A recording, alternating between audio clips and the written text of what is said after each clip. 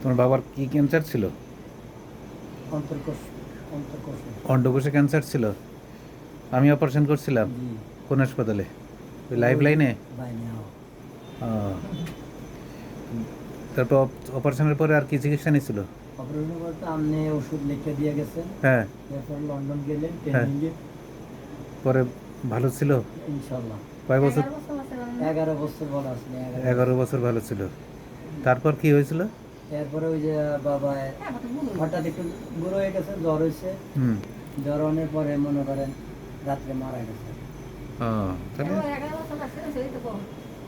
সেটাই আলহামদুলিল্লাহ, আল্লাহ যত যত হায়াত রাখবে ততদিন থাকবে। তোমার এটা ধরেছে কতদিন?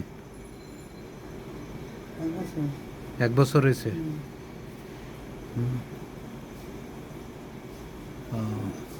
কেমোথেরাপি নিছে কয়বার? আগে হয়েছে 3 দিয়ে।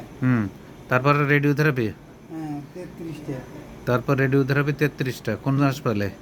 ক্যান্সার হ্যাঁ, সেটা হ্যাঁ। তারপরে আবার কেমোথেরাপি নিচ্ছ নাকি? হ্যাঁ, আবার 2 দিয়ে দিয়েছি। আরেকটা দেওয়া লাগবে। আবার 2টা নিচ্ছ? সব চিটাঙে?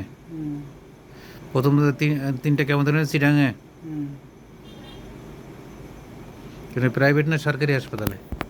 না, প্রাইভেটে নিচ্ছ। আচ্ছা, এখানে এক এক সাইকেলে কিরম খরচ হইতো?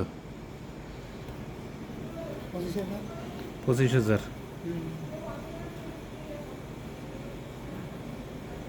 আচ্ছা, রেডিওথেরাপি কি চিটাং মেডিকেলে দিছ? তো কত কম লাগছে? কেমন কেমন খরচ হয়েছে? না, অল্প খরচ হয়েছে।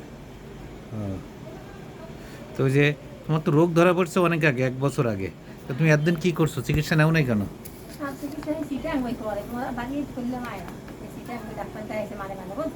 হ্যাঁ।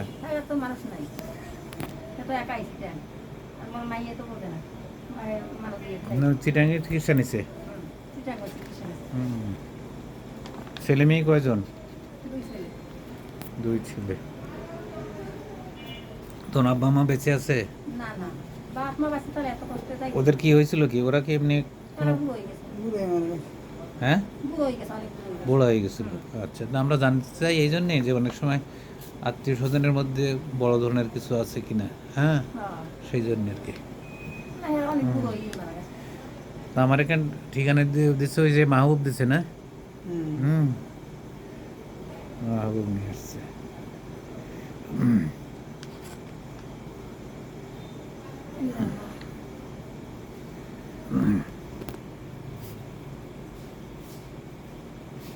ব্যথা হইলে মাথা টাথা যন্ত্রণা। মাথা পাগল হয়ে যাবে তো, ব্যথা যেমন হয় এটা পাগল হয়ে যায়।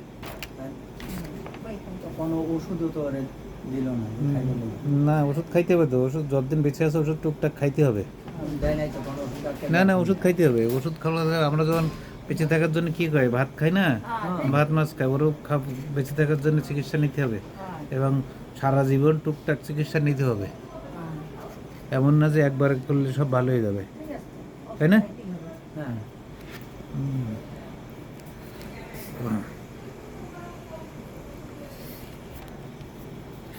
তোর মাহবুবের বাপের অপারেশনের পরে আর আনো নাই আমার কাছে না? হ্যাঁ, আপনি লন্ডন থেকে আসার পরে আনলাম না। আনার পর আপনি সব পরীক্ষা করে দেখেন না, আল্লাহ দিলে ওকে। দেখছিলাম পরে তাহলে। হ্যাঁ, ওকে খালি একটা ইঞ্জেকশন দিয়েছিলেন যদি মাঝে মাঝে ব্যথা উঠে। ওই ইঞ্জেকশনটা আনলো তো, একটা ইঞ্জেকশনে একবার একটু ব্যথা উঠে দিছি, আর লাগে নাই। আর লাগে নাই? আর লাগে নাই।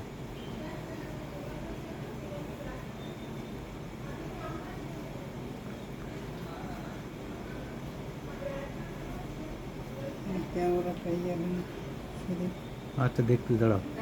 এখানে এখানে সব লেখা আছে। স্কোয়ারের কাজ দেখাইছো না? এখানে সব লেখা আছে। স্কোয়ারে পরীক্ষা দিয়েছিল, এগুলো করছো নাকি? হ্যাঁ, ওখানে তো অনেক খরচ, অত পারবা কি করে? হ্যাঁ,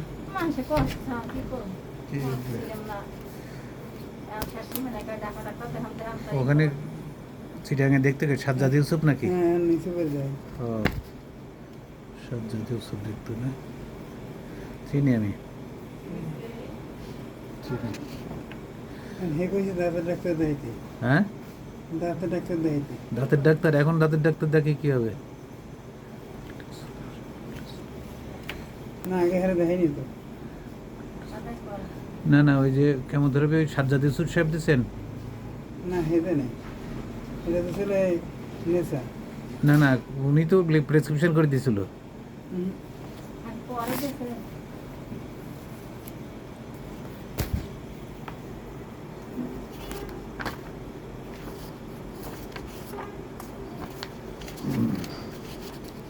এই যে, উনি দিছে না? হুম, আচ্ছা, জান্নাতুন নেসা দিছেন। হুম।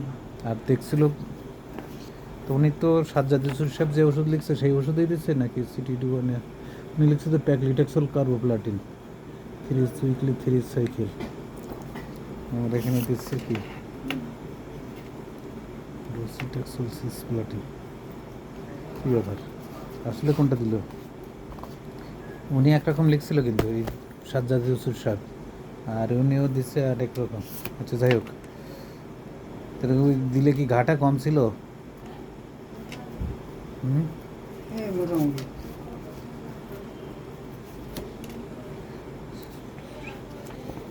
ঠিক আছে, দেখা যাক, আল্লাহ ভরসা। এখন স্যারের দিকে একটা ফাঁকর মতো নেই, হ্যাঁ, ফাঁকর যেরকম শক্ত এরকম শক্ত। ওটা তো পাথরের মতন শক্ত হয়ে যাবে, ওটার খোলার মতন